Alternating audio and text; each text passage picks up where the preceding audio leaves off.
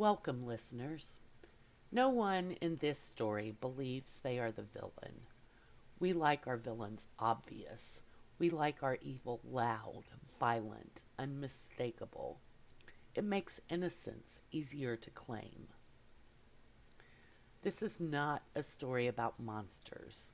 It's about procedure, about good intentions, about the quiet relief of following the rules. It's about what happens when harm is noticed and carefully filed away. Content note: this story contains themes of child abuse, suicide, institutional failure, and moral complicity. Listener discretion is advised. And now, the record begins here. Blessed are the complicit by no sleep scribe, for they shall inherit the silence. Act 1, opening scene, the interview. The office had been tidied for her, not in any way that would draw attention, nothing that would make it obvious he'd prepared, but enough to suggest care. The stack of pamphlets about youth retreats had been squared. The coffee mug with the chipped handle was hidden in the bottom drawer. He had moved the box of old incident forms out of sight, replacing it with a leather-bound Bible he rarely opened outside of sermons. He told himself the room felt safer this way. She sat across from him with her hands folded in her lap, fingers pressed together so tightly they'd gone pale. Her feet swung once, stopped, then stayed perfectly still, as if movement might be noticed and punished. He smiled gently, what he had practiced in the mirror earlier. The smile meant, "I'm not angry." It meant, "You can trust me." It meant, "This will be over soon." "Thank you for coming in," he said. "I know it's late." She nodded, too quickly. There was a faint yellowing bruise along her wrist, old enough to be fading, new enough that he noticed it immediately, and then, just as quickly, decided not to. He opened the folder on his desk and scanned the first page, though he already knew what it said. The words were clinical. Concern had been reduced to bullet points. He had helped write some of the language himself years ago, during a training seminar he'd been praised for attending. Possible indicators of domestic instability. He cleared his throat. "I want you to know," he began, "that you're not in trouble. This isn't an interrogation. This is just a conversation." She nodded again. Her eyes stayed fixed on the edge of the desk where the wood veneer peeled slightly, a pale line running through the darker grain. "Some things were brought to our attention," he continued, choosing each word carefully, "and it's my responsibility to follow up. So I'm just going to ask you a few questions and you can answer honestly. There's no right or wrong here." Her mouth opened, closed. "I don't know why they said anything," she said finally. Her voice was small but steady, too steady, like something memorized. "Everything's fine at home." There it was. He felt a tightening in his chest. Not alarm exactly, more like recognition. This was the part he'd been warned about. The part where a child denies what adults suspect. The training had covered this. There were flowcharts, suggested phrasing, legal thresholds. He nodded, making a note on the page, though he hadn't asked a question yet. "Okay," he said. "Thank you for telling me that." She glanced up then, just for a moment. There was something in her eyes that made his breath hitch, a flicker of something sharp and desperate, quickly buried. He kept his gaze neutral. "So," he said, "no one at home is hurting you?" She shook her head. Once. Hard. "No," she said. "No one." The silence that followed stretched longer than he'd intended. In it, he noticed things he wished he hadn't. The way her shoulders stayed tense, as if bracing. The faint tremor in her knee. The way she pressed her lips together afterward, like she was holding something back. He thought of the words he was supposed to say next. Are you safe? He thought of the paperwork that would follow if she hesitated. He thought of the meeting he'd already run late for. It can be hard, he offered instead, gently, when people misunderstand things. Sometimes adults see problems where there aren't any. Her fingers tightened. I'm fine, she said, louder now. A note of urgency crept in, as if volume might make it true. I promise. He nodded. He smiled again. All right, he said. I appreciate your honesty. Her shoulders slumped, not in relief, but in something that looked uncomfortably like despair. He glanced at the clock. Only 15 minutes had passed. Well, he said, closing the folder, if anything ever changes, you know you can come to me. My door is always open. She stared at the closed folder. Okay, she said. When she stood to leave, her sleeve slipped down her arm. The bruise was clearer now, finger-shaped, large fingers, from a large hand. He noticed. He did not comment. After she left, he sat alone in the office for a moment, listening to the hum of lights. He opened the folder again and began typing. Minor denies any form of physical, emotional, or sexual abuse. Appears stable. No immediate risk observed. He hesitated, then added, no further action required at this time. He saved the file. The system accepted it without protest. He leaned back in his chair, exhaled, and told himself he had done what was asked of him. Outside, the church was quiet, and somewhere beyond it, a girl went home, knowing her chance was lost, and knowing exactly what going home meant. Chapter 2. The Call. The phone rang at 11:43 p.m.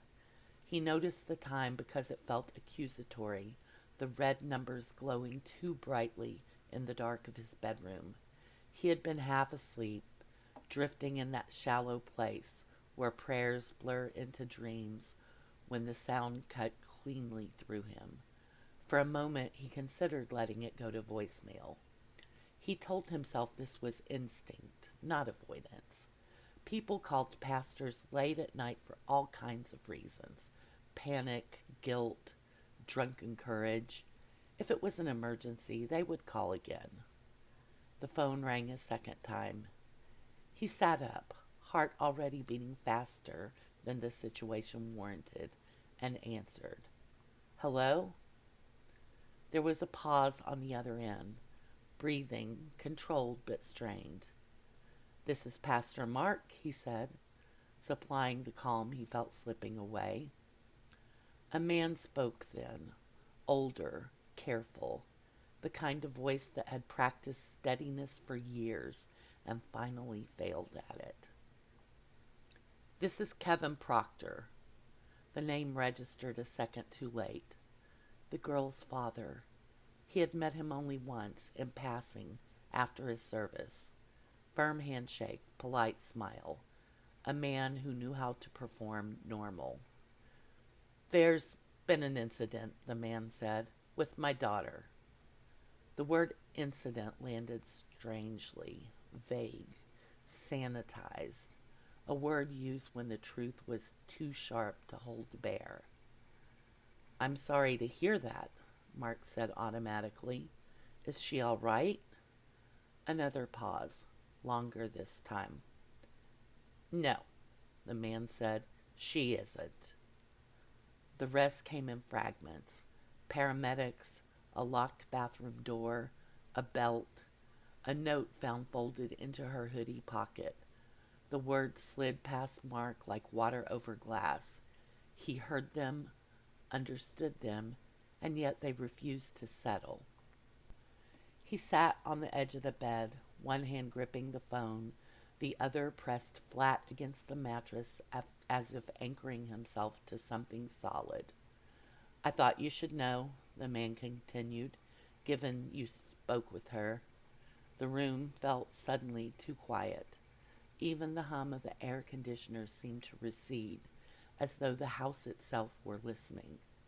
Yes, Mark said. His mouth felt dry. Yes, I spoke with her. Another pause. Something unspoken pressed against the silence. Expectation, maybe, or accusation. Mark couldn't tell the difference anymore. We're at the hospital, the man said. They asked if she'd ever told anyone anything about home, about... He stopped, swallowed. I told them no. Mark closed his eyes. That was accurate, he said, the words leaving him before he'd fully chosen them. She denied any abuse. The line went quiet. Then the man exhaled, long, shaky, unmistakably relieved. All right, he said. Thank you, Pastor. The call ended. Mark sat there for a long time afterward, phone still pressed to his ear, listening to nothing. He did not sleep. When morning came, it arrived without ceremony, thin gray light seeping through the blinds, birds making their unreasonable noise.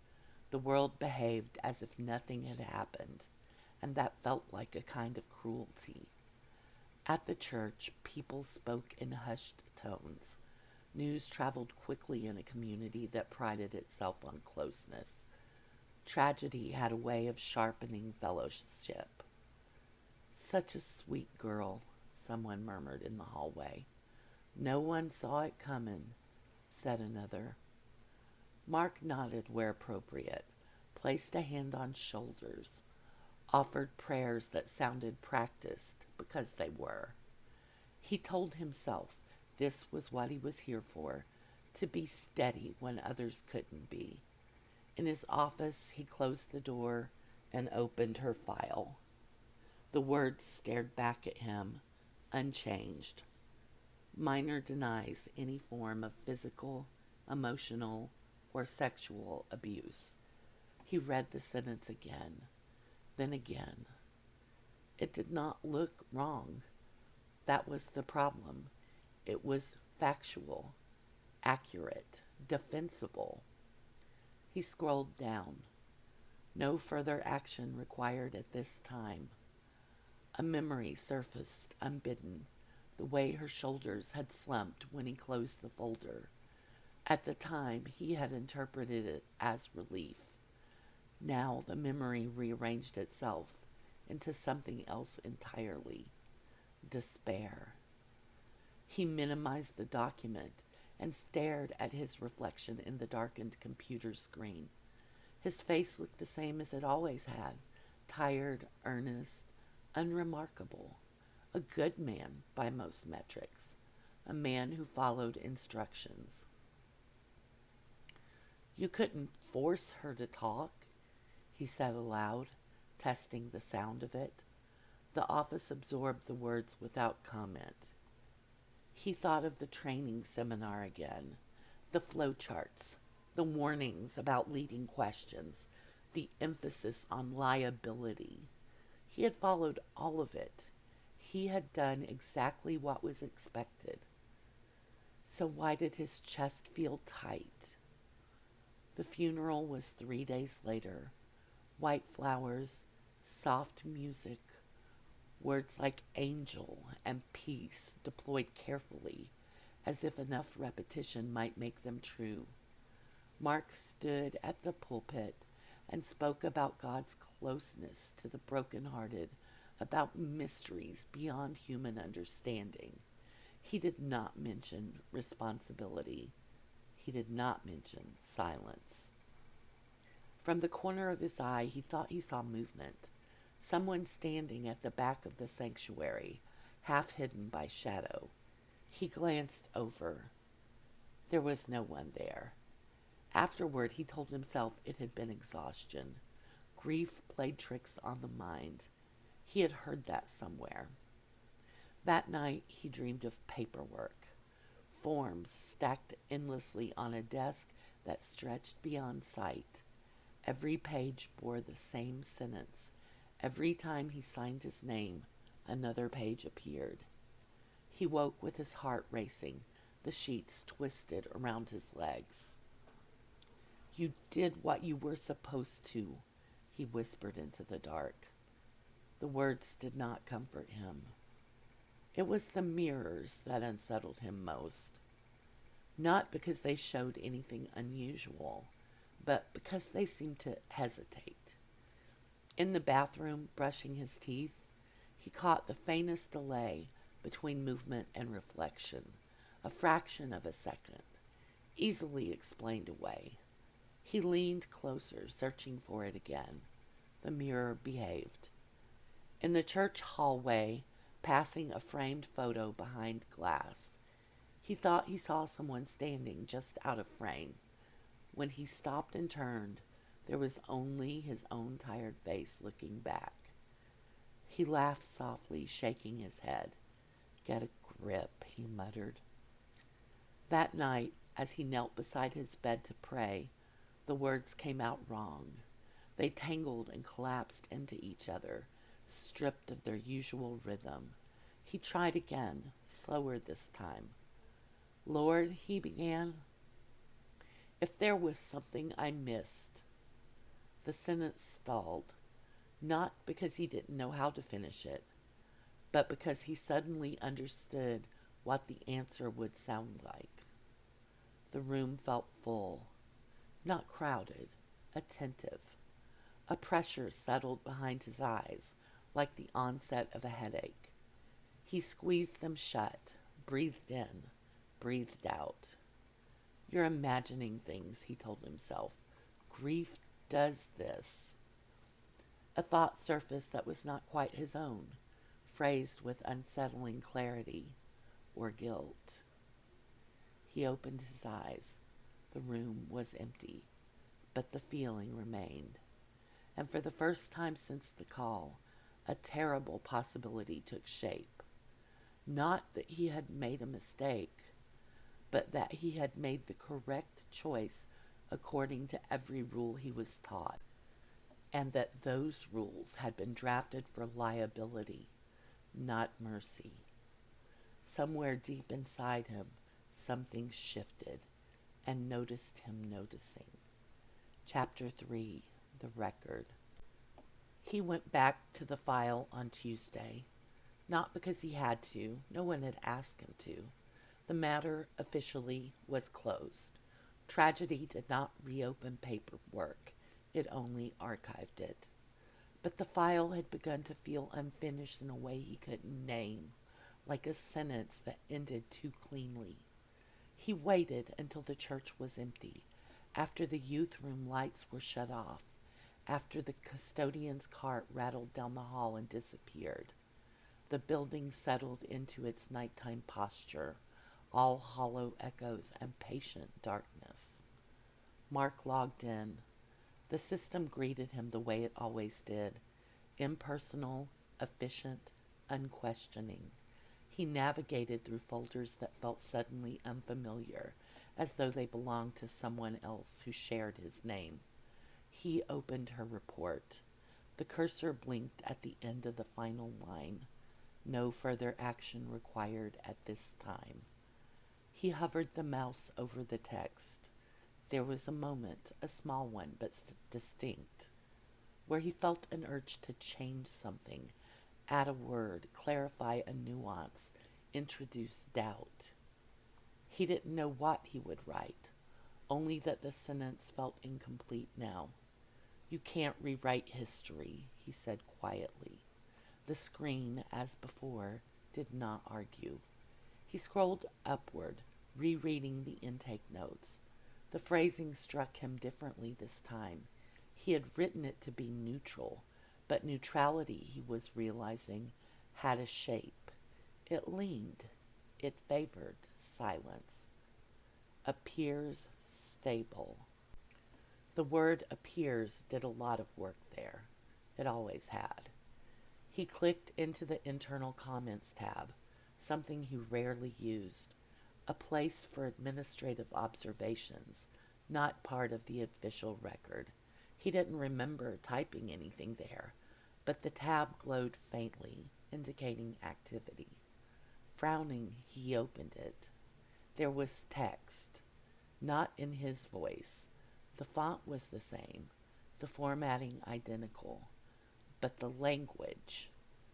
Minor demonstrated multiple indicators of distress consistent with coercion and fear-based compliance. Mark's stomach tightened. He scrolled. Denial was delivered with rehearsed cadence. Nonverbal cues suggest high likelihood of concealment. His breath came shallow now. His fingers hovered over the keyboard, not touching. I didn't write this, he whispered. The cursor blinked beneath the last line, patient. He checked the timestamp. The entry had been logged at 2:14 a.m. That was impossible. He'd been asleep then, or nearly. He glanced toward the door, half expecting someone to be standing there. The hallway beyond was dark. He scrolled further. Failure to pursue follow-up questions constitutes procedural compliance, not ethical sufficiency. Mark slammed the laptop shut. The sound echoed too loudly in the empty office. He stood abruptly, chair scraping against the floor, heart pounding. This isn't funny, he said to no one. If this is some kind of glitch. The word glitch felt thin even as he said it. He opened the laptop again.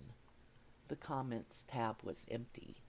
No text, no timestamps, nothing to indicate it had ever been used. He stared at the blank space, pulse roaring in his ears. For a moment, relief washed over him, quick and shameful. A hallucination then. Stress, exhaustion, the mind filling in gaps. He closed the file without saving and shut the laptop down properly this time, as if ceremony might keep the moment contained. On his drive home, he found himself hyper-aware of small things. The way the stoplight lingered on yellow longer than expected. A radio host repeating the same phrase twice, word for word. A billboard with a smiling family that had been replaced overnight with a blank white panel. None of it meant anything, he knew that, and yet the sense of being observed followed him, not like eyes on his back, but like attention focused inward, on his thoughts, his justifications, his rehearsed explanations. At a red light, his phone buzzed. A notification from the church system. File access log updated. He didn't open it. The light turned green. A car behind him honked. He drove on. That night, he dreamed of the office again. Only this time, the desk was longer, the walls farther away. The lights overhead hummed, with a tone just slightly off, like a note played wrong on purpose. The laptop was open. On the screens, lines of text appeared, one by one, typing themselves. You followed procedure. A pause. Procedure did not save her. Another pause. You noticed. The cursor blinked. He tried to wake himself, but the dream held him gently, insistently. Noticing is not the same as acting. The text continued. You are not singular. The words shifted them, rearranging themselves, overlapping. Others have noticed. Others have documented. Others have closed files. The office filled, not with people, but with presence, a sense of accumulation, weight without mass. We are what remains when harm is processed but not interrupted. Mark's mouth opened, but no sound came out. The final line appeared slowly, deliberately. We are consequence. He woke gasping, sheets damp with sweat. The room was dark, silent, familiar.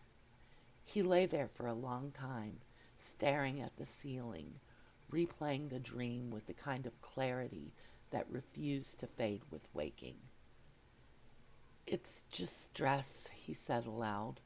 The words felt mandatory now, a ritual he performed to reassure himself that reality still operated by recognizable rules.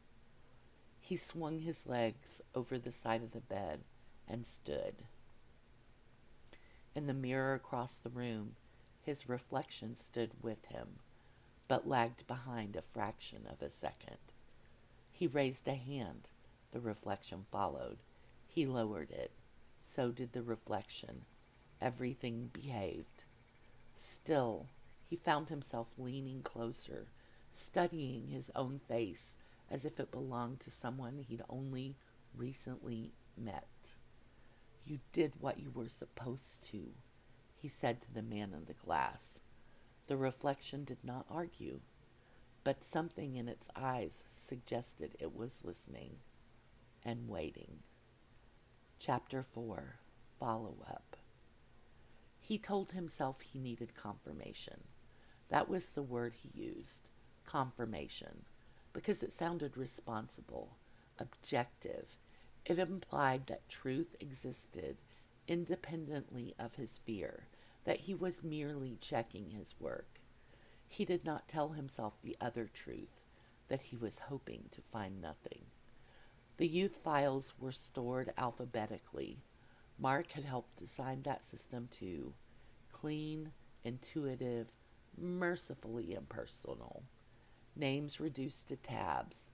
Lives compressed into manila folders and metadata fields. He started with the letter A. He did not know what he was looking for. Patterns, maybe. Similar phrasing. Familiar silences. Something that would either reassure him that he was imagining things or explain why he wasn't. The first few files were unremarkable. Attendance notes, minor disciplinary issues, parental concerns that resolved neatly, the way problems like to in official records. Then he saw it, a phrase he recognized instantly because he had typed it so many times his fingers no longer needed instruction. Minor denies any form of abuse. He opened the file. A boy this time, 13, quiet, mature for his age, according to a volunteer's note. Excessive absences, sudden drop in participation. Mark skimmed the report, pulse steady at first. Different circumstances, different family, different outcome. Still, the language felt familiar, too familiar. He scrolled. No further action required at this time. He closed the file. The room felt smaller now, the walls subtly closer, as if the building were leaning in to observe his work. He opened another, and another. The phrasing shifted slightly from file to file. Appears stable, no disclosure made, denied when asked. But the shape of it was the same, a careful narrowing, a funnel guiding concern toward closure. He began to notice what wasn't there. No follow-up questions documented, no safety planning, no referral language, just conclusions. He rubbed his temples, trying to ward off the headache forming behind his eyes. This isn't fair, he muttered. You can't assume. The thought stalled. Assume what? That abuse existed where it wasn't proven? That children lied out of fear? that harm often looked like compliance. He knew these things. He had known them then. His phone buzzed on the desk. A message from his supervisor. Checking in. How are you holding up? He stared at the words, considered how to answer. Managing, keeping busy. He hit send before he could think better of it. The phone buzzed again, almost immediately. Good. Routine helps. And remember, we can't save everyone. Mark set the phone face down. The headache sharpened. That night, the church did not feel empty. He noticed it as soon as he stepped inside. The air heavier than usual. The silence layered, as if sound had been recently disturbed and hadn't yet settled back into place. The sanctuary lights were off, but a faint glow leaked from the hallway where his office sat. He was certain he had turned everything off before leaving earlier. "Hello?" he called, hating the tremor in his voice. No answer. He walked slowly, footsteps echoing. The glow grew brighter with each step. His office door was open. The laptop on his desk was on. Mark stopped in the doorway. The screen displayed a document. Not hers, not any single file, but something broader. A list, maybe. Rows of names scrolling slowly downward. Too fast to read individually, but steady enough to suggest intent. He stepped closer. The scrolling stopped. The screen shifted. Text appeared line by line in the same calm, impersonal font the system always used. Follow-up is an act. Mark swallowed. Silence is also an act. His reflection appeared faintly on the screen now, superimposed over the words. "I didn't hurt them," he said. The defense rose automatically, polished by repetition. "I didn't touch them." The cursor blinked. Then new text appeared, not typed but revealed, as if it had always been there and he was only now allowed to see it. "You were positioned to interrupt harm." Another line. "You chose not to." Another. "You chose comfort." The reflection on the screen shifted, not changing shape, not becoming monstrous, just sharpening, as if someone had adjusted the contrast. Mark backed away from the desk, heart hammering. "This is grief," he said louder now. "This is trauma. People project meaning onto coincidence." The screen went black. The office lights flickered once, then steadied. For a moment there was nothing. No glow, no text, no presence. Just the familiar hum of electricity and the smell of old carpet. Relief surged through him, hot and immediate. Then a voice spoke, not from the room, but from inside the space behind his thoughts. "You keep asking why you," it said. The tone was not angry, not accusing. It carried the weight of repetition, the exhaustion of a truth long ignored. "Why now?" the voice continued. "Why this moment?" Mark squeezed his eyes shut. "Because you're finally listening," he whispered, though he wasn't sure why. The voice seemed to consider this. "No," it said gently, "because there is no one left to speak for her." The air felt thick, charged, as if the room were holding its breath. "You documented her silence," the voice said. "We are here to document yours." Mark opened his eyes. The office was empty, but the certainty had settled deep in his chest, heavy and undeniable. This was no longer an investigation. It was an audit, and he was no longer the one holding the file. Chapter 5. Confession Without Witnesses. He tried to do it properly. That was the word that kept surfacing, properly, as if the right sequence of actions could still sanctify the outcome. He scheduled a meeting with his supervisor, put it on the calendar with a neutral subject line: follow up, pastoral care review. The meeting lasted 27 minutes. Mark spoke carefully. He framed everything in the language they all understood: reflection, hindsight, process improvement. He said the girl's death had prompted him to revisit his documentation practices. He mentioned feeling unsettled by how clean the file looked now. His supervisor listened with the practiced concern of someone who had heard versions of this before. "You followed protocol," she said gently. "That matters." Mark nodded. He had expected that sentence. It landed exactly where it always did, like a hand on the shoulder, steadying, reassuring. "I know, but—" "But nothing," she interrupted, still kind. "You can't interrogate a minor into disclosure. You did the right thing by not pushing. Forcing a confession can be just as harmful." Confession. The word made something twist inside him. She continued, "If we start questioning every decision after a tragedy, we'll paralyze ourselves. We do our best with the information we have at the time." Mark looked down at his hands. They were folded neatly in his laps, fingers interlaced. He couldn't remember doing that. "So you don't think there's anything I should amend?" he asked. She shook her head. "Absolutely not. The record is accurate. Changing it now would be inappropriate." Inappropriate.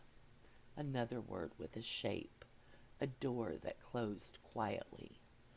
"All right," he said. The meeting ended with prayer. He walked out feeling lighter for exactly 3 steps. Then the weight returned, heavier than before. That night he opened a blank document on his laptop. He stared at it for a long time, fingers hovering over the keys. "This isn't for anyone," he told himself. "This is just clarity." He began to type. "I knew something was wrong." The sentence sat there, stark and exposed. No qualifiers, no softening. His chest tightened. He continued. "I saw the signs. I heard them. I felt them in the pauses between her words." He stopped, heart racing, as if someone might burst into the room and catch him writing it. The house was silent. He was alone. "I chose not to ask." The words came faster now, as if the dam had finally cracked. "I told myself I was respecting her boundaries. I told myself I was being careful. I told myself I was protecting her from discomfort." His fingers trembled. What I was protecting was myself. The room felt different as he wrote, warmer somehow, but also closer. The air pressed against his skin, not hostile, just attentive. He kept going. "I was afraid of being responsible for what would happen next." A sound came from behind him. Not a voice, not exactly. More like a shift in pressure, a subtle change in the way silence arranged itself. He didn't turn around.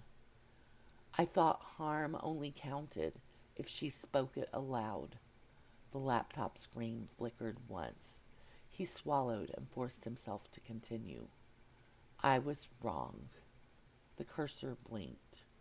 For a moment, nothing happened. No presence, no correction, just the steady glow of the screen. Then text appeared beneath his own, in a different shade, slightly darker, as if it had always been embedded in the page and was only now surfacing. "Acknowledged."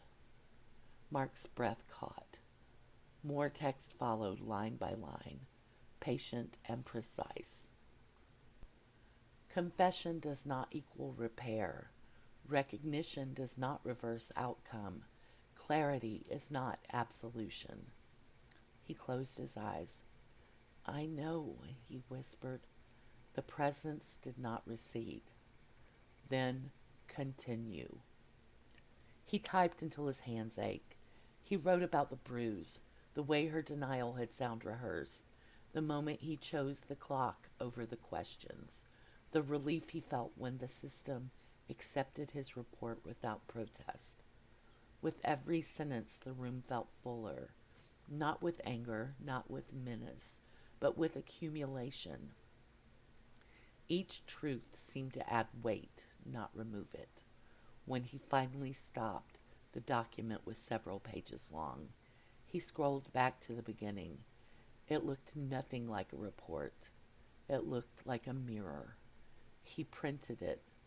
The printer whirred softly, obedient. Page after page slid into the tray, warm to the touch. He stacked them neatly, squared the edges the way he always did. Then he carried the pages to the shredder. He stood there for a long time, staring at the slot. If he destroyed them, the truth would still exist. He understood that now. But it would exist only inside him, unwitnessed, unshared. His hand hovered over the switch. The room held its breath. You cannot delete the truth by deleting the record, the presence observed. Not accusing, merely noting. Mark's throat tightened. If I share this, he said hoarsely, I'll destroy my life. The silence deepened. You already chose which life to preserve. His hand shook. Slowly, deliberately, he fed the pages into the shredder. The machine chewed through them with mechanical indifference, reducing confession to strips of paper that curled into the bin below. When it was finished, the room felt emptier. Not relieved, just emptied. The presence lingered a moment longer, as if taking inventory. You have learned to name yourself, it said. Then, almost gently, now you must live as that name. The pressure receded. The room returned to normal. Mark stood alone beside the shredder, the bin full of unreadable truth, understanding with sudden clarity that he had not been punished. He had been left intact, and that, somehow, felt worse. Chapter 6, Ministry. The first time it happened, he was halfway through his sermon on compassion. It was a familiar passage, one he preached before, one that always landed well. Love your neighbor, bear one another's burdens. The words flowed easily, practiced enough that he could feel the rhythm of them in his body. Every face was attentive, open, receptive. Good people, kind people, people who believed themselves safe because they were present, because they listened, because they nodded at the right moments. He heard his own voice continue, steady and warm. And sometimes loving someone means simply being there. The phrase snagged, simply being there. His throat tightened. The pulpit felt suddenly too solid beneath his hands, the wood pressing into his palms like a question. He saw her then, not standing, not glowing, just seated in the third row, exactly where she used to sit during youth services, head slightly bowed, hands folded. She did not look at him. His breath stuttered. He blinked. The seat was empty. The congregation waited, patient, trusting him to finish the thought. Being present, he said finally, the word tasting wrong. Listening. The service ended with applause. Afterwards, people thanked him. That message really spoke to me, someone said. I needed to hear that today, said another. He smiled. He nodded. He accepted their gratitude like a man accepting praise for a house built on unstable ground, aware of every fracture. Counseling sessions became worse. A woman sat across from him, twisting a tissue in her hands. She spoke haltingly about feeling overwhelmed at home, about arguments that scared her children. Mark listened, really listened. Every hesitation screamed. Every softened phrase felt like a door half open. His mind filled in the gaps automatically now, mapping fear where once he had seen ambiguity. Have you ever felt unsafe? He asked, too quickly. The woman startled. No, she said. I mean, sometimes it's stressful, but... Her eyes flicked toward the door. Mark saw it, the calculation, the instinct to protect the story she lived inside. His heart pounded. He pressed on, asked another question, then another. By the end of the session, she looked shaken, defensive. She did not book a follow-up. The next week, a complaint landed on his supervisor's desk. Pastor Mark asked inappropriate, invasive questions. Your instincts are admirable, his supervisor said gently, but you need to trust the process. The phrase felt like a verdict. The witness of comfortable complicity revealed itself in this sanctuary. It was late. The building was dark, lit only by the red glow of the exit signs. Mark sat alone in the front pew, head bowed, hands clasped so tightly his fingers ached. I know what you are, he said into the emptiness. Your guilt, your trauma, you're my mind trying to punish itself. The silence deepened. Then the lights over the off altar flickered, not off, not on, but into a strange in-between state where shadows sharpened and softened at the same time. The witness stood where the pulpit usually was, not monstrous, not divine. It wore no single face, its features shifting subtly as he looked, familiar and unfamiliar in overlapping layers. A jawline that echoed one of the boys in the files, eyes too sharp for a child's body, a mouth that held the shape of unfinished sentences. I am not punishment, it said calmly. I am inventory. Mark's chest tightened. You're made of her, he said, of what happened. Partially, the witness replied. She was a catalyst, not a source. It stepped closer. The air grew heavy, not oppressive, just dense, like meaning compressed. I am every instance where harm passed through your hands and emerged unchanged, it continued. Every time concern entered your office and left as closure. Mark stood, legs unsteady. Then what do you want? He demanded. I've confessed. I've changed. I see it now. The witness tilted its head. You have learned to feel, it said.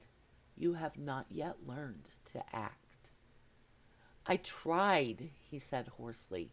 I pushed. I asked questions. I made it worse. You tried to correct the future, the witness said, and skipped the part that cost you something. Mark's breath hitched. There is no repair, he said. She's dead. The witness's voice softened, not with pity, but with precision. Her outcome is fixed, it said. Your story is not. The sanctuary felt impossibly large now, the rows of empty pews stretching away like an audience he could not see. What does it take for you to leave? Mark asked. The question echoed. The witness did not answer immediately. When it did, the words were careful, deliberate. Public truth, it said. Mark's stomach dropped. You will name what you did, the witness continued, without euphemism, without institutional shelter. I'll lose everything, Mark whispered. Yes, the witness said. That is what consequence means. And if I don't? The witness stepped closer, its shifting features settling briefly into something almost familiar, his own eyes looking back at him without flinching. Then I stay, it said simply, not to haunt you, to accompany you. Mark sank back onto the pew. This isn't justice, he said weakly. No, the witness replied. It is accuracy.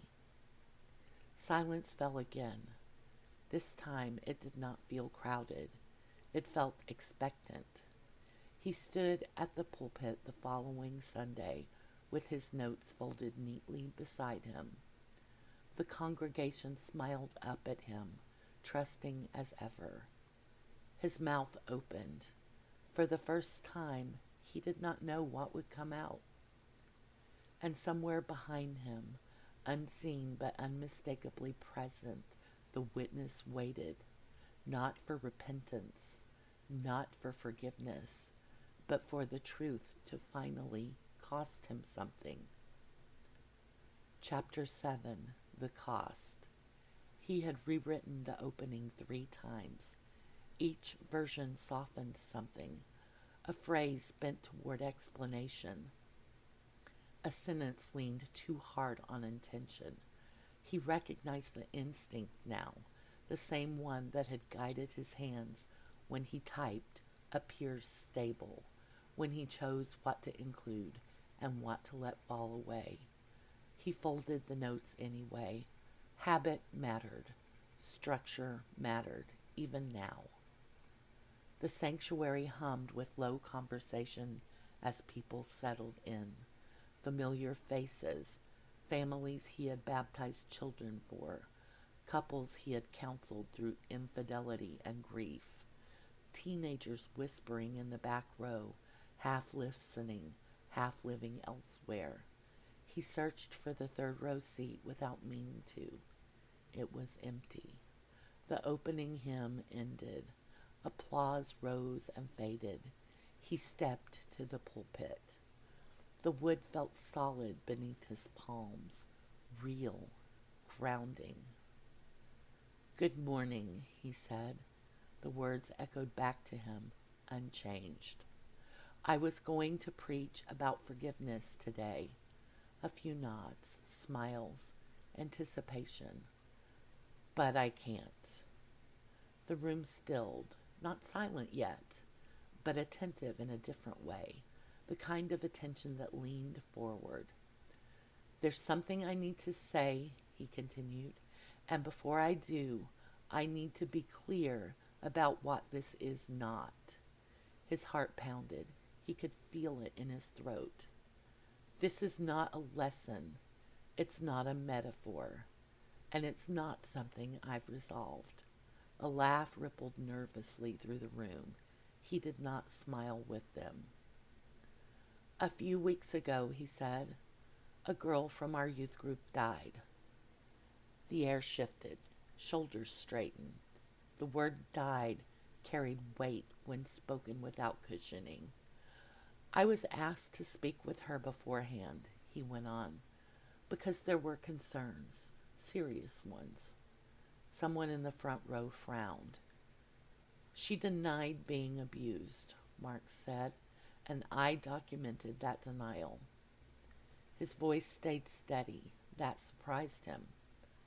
What I did not document, he said, was how her answers sounded rehearsed, how her body language contradicted her words, how she hesitated just long enough for me to know that if I asked the right question, she might answer it.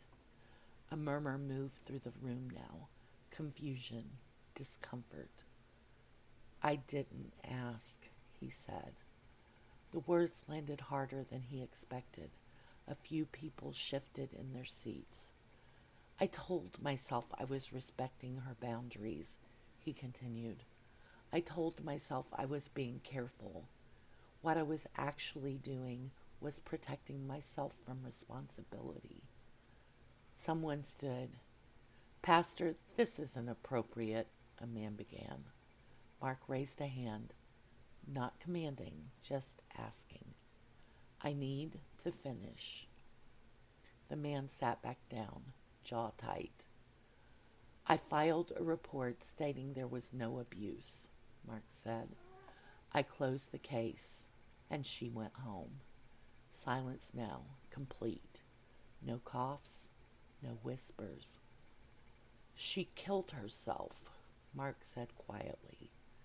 "And part of the reason she is dead is because I chose procedure over courage." A woman gasped. Someone whispered, "Oh my God." Mark felt something settle in his chest. Not relief, not peace, but a strange, heavy alignment. Words and truth finally occupying the same space. "I am not saying this to ask for forgiveness," he said. "I am not asking you to reassure me that I did my best." His gaze moved across the room, meeting eyes, not flinching. "I am saying it because I want it on record," he said. "Publicly, without institutional language, without protection." His supervisor stood now, face pale. "This is a violation," she began. "I know," Mark said. "That's why I'm saying it here." He unfolded the papers in his hand. Not notes, but a resignation letter.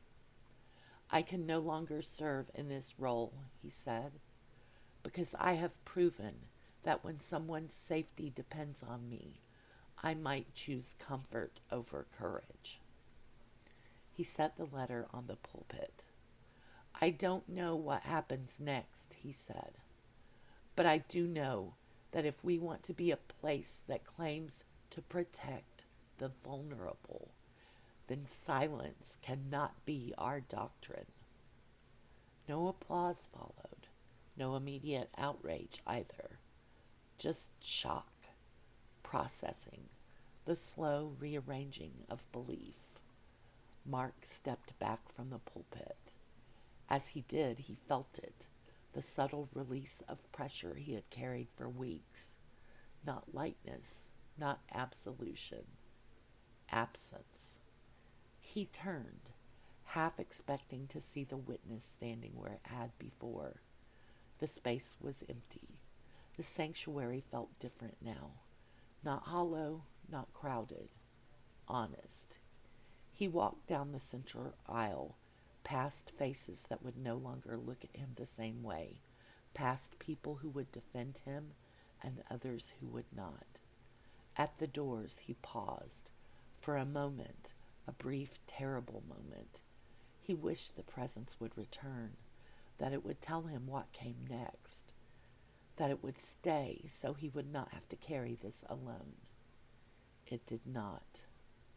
Outside, the morning air was cool and ordinary. Cars passed. Birds argued in the trees. The world went on. Mark stepped into it knowing two things with absolute clarity. The witness had kept its word. And now, for the first time, he was alone with the truth he had refused to face, with no mirror left to blame, and no one left to close the file for him. Chapter 8, Aftercare. No one tells you what happens after you tell the truth. There is an assumption, quiet, persistent, that honesty completes a circuit, that once the words are spoken, something resolves. Consequences arrive, accounts are settled, and the soul is either punished or forgiven. What actually happens is quieter. Mark moved out of the parsonage 3 days later. The church board handled it efficiently. Boxes were labeled. Keys were collected. His resignation was framed as a health-related sabbatical pending review. The language felt familiar, gentle, protective. He did not correct it. He took a short-term rental across town, a place with thin walls and a view of the parking lot. The first night he sat on the edge of the bed and waited, out of habit more than hope. Nothing came. No pressure in the room, no voice behind his thoughts, no sense of being observed. The silence felt different now, not attentive, just empty. He slept poorly anyway. The days filled themselves in small, unremarkable ways. He found temporary work at a non-profit sorting donations, clothing mostly, shoes without mates, toys missing pieces, objects people had decided were no longer worth keeping. No one there knew him. That was both a relief and a weight. When he spoke, no one listened with expectation. When he was quiet, no one assumed it meant wisdom. In the evenings, he walked. The city was full of ordinary suffering, arguments drifting from open windows, a woman crying into her phone on a bus bench, a boy sitting alone on a playground long after sunset. He noticed everything now. The noticing no longer felt like a virtue. He did not intervene, not because he didn't want to, but because he understood, finally, that action without responsibility was just another form of performance. Once, in a grocery store, he saw a girl about her age. Same posture, same careful stillness. She stood behind an older woman who spoke sharply, her hand gripping the girl too tightly for too long. Mark felt the old instinct flare, urgent, panicked. Say something, do something, don't repeat it. He froze.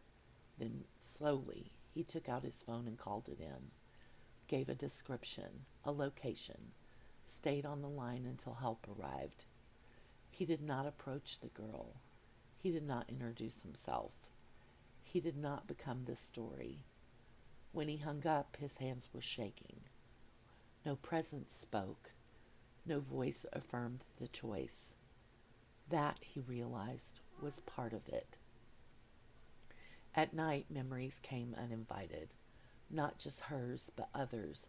Files he had skimmed, faces he had forgotten, conversation he had closed with reassurance instead of action.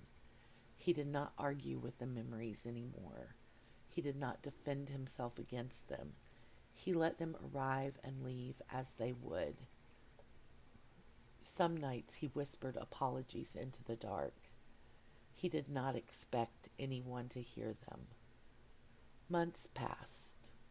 The church never asked him to return. Some members reached out privately. Messages of support, confusion, anger, gratitude. He answered none of them. He had learned that not every silence was cowardice. He began therapy, real therapy, not pastoral counseling dressed as care. On the third session, the therapist asked, "What do you believe you deserve?" The question undid him. "I don't know," he said finally, "but I don't think it's relief." The therapist nodded, as if this answer made sense. One night, nearly a year later, Mark dreamed of the office again. The desk was gone, the files were gone, the walls were bare, the mirror stood alone in the center of the room. He approached it without fear. His reflection looked older, thinner, less certain, more real. Behind the reflection, for just a moment, he thought he saw movement, a suggestion of shape, a memory of weight.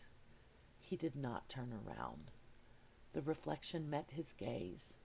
No accusation, no absolution, just recognition.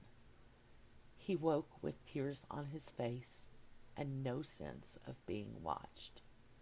Mark understood something then, not all at once, but steadily, the way understanding actually arrives. The witness had never been there to punish him, or to redeem him, or even to teach him.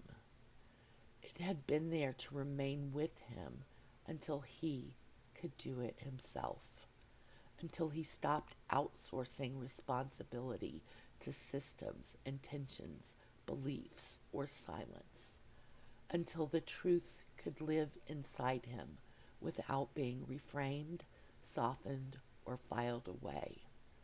It had not left because he was forgiven. It had left because it was no longer needed. That knowledge did not make his life easier, but it made it honest.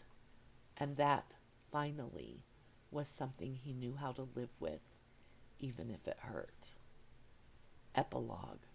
Record retained. The file still exists. It isn't stored on a church server anymore. It doesn't sit behind login credentials or retention policies or carefully worded access logs.